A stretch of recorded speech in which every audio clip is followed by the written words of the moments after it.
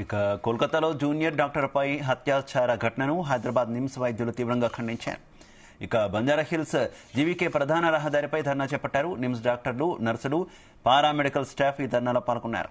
ఇక ఆర్జికర్ ఆసుపత్రిలో నిందితులను వెంటనే శిక్షించాలని డిమాండ్ చేశారు. సెంట్రల్ ప్రొటెక్షన్ యాక్ట్ వెంటనే అమలు చేయాలని కోరారు.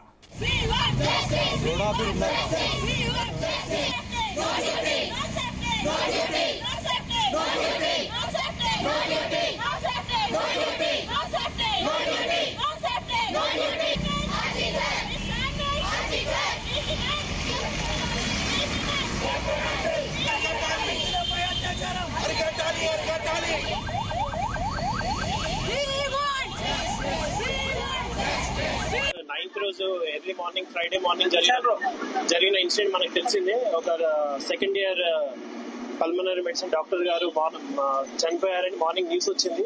కానీ వాళ్ళ పేరెంట్స్ కి ఇంటిమేట్ చేయడం ఏంటంటే సూసైడ్ అని చెప్పారు. విత్ ఇన్ హవర్స్ దాన్ని మళ్ళీ సూసైడ్ అనే డౌట్స్ ఉన్న ఇంకా అంటే పోస్ట్ మార్టం రిపోర్ట్స్ వస్తుందనంటే ఒక స్కేప్ గోట్ ని పెట్టారు.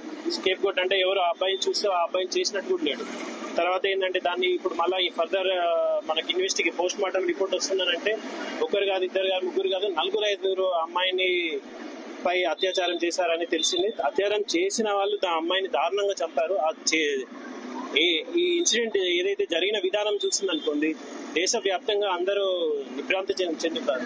నైన్త్ రోజు ఎర్లీ మార్నింగ్ ఫ్రైడే మార్నింగ్ జరిగిన ఇన్సిడెంట్ మనకు తెలిసిందే. ఒక second year pulmonary medicine doctor గారు చనిపోయారని మార్నింగ్ న్యూస్ వచ్చింది.